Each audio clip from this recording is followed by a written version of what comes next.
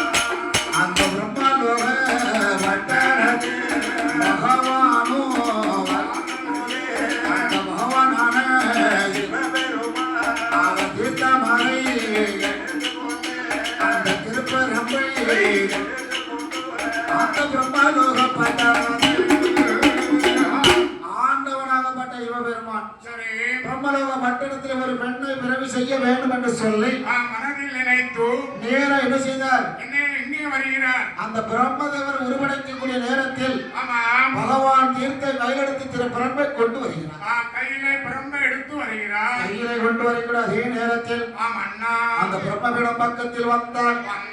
ஒரு பெண்ணை விரைவி செய்ய வேண்டும் என்று சொல்லு என்ன செய்தா தெரியுமா? என்ன செய்கின்றார்? தீர்த்த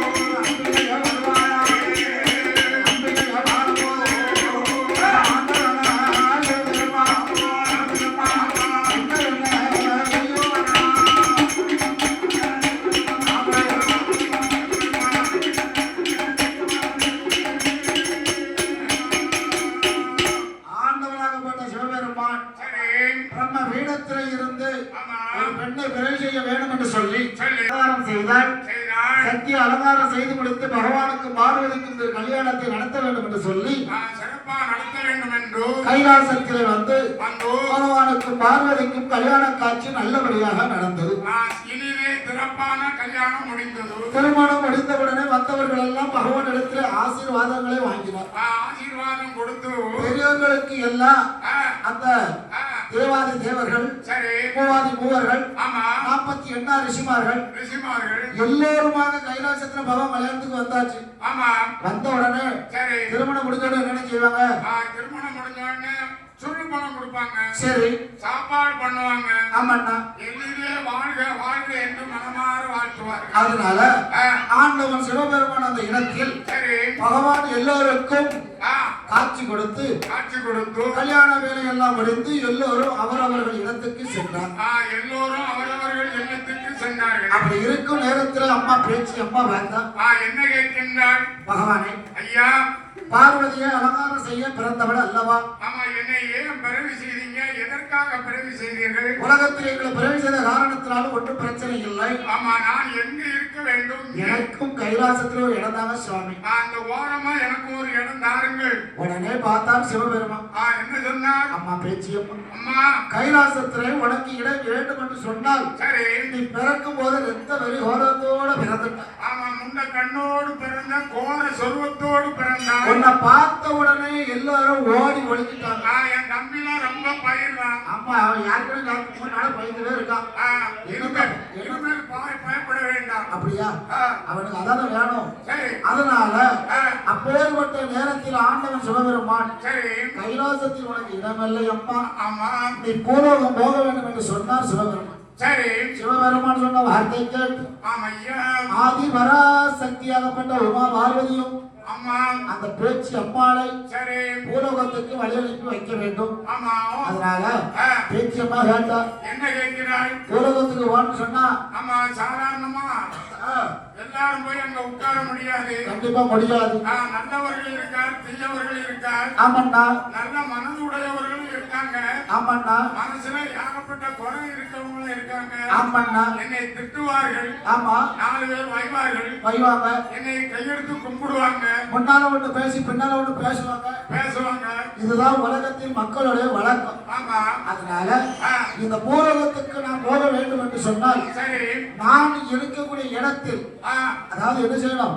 என்ன செய்ய வேண்டும்? நான் கேட்ட வரத்தை எல்லாம் நீங்கள் எனக்கு தர வேண்டும். நான் கேட்ட வரத்தை நீங்கள் கொடுக்க வேண்டும். எல்லா வரத்தையும் தருவாரா? எல்லாம் தருவார் நம்ம மாப்பிள்ள. அப்படியா? ஆமா, நமக்கு எல்லாம் தருவார். அதனால சரி, அப்பேற்பட்ட நேரத்தில் ஆண்டவன் சிவபெருமான் பார்த்த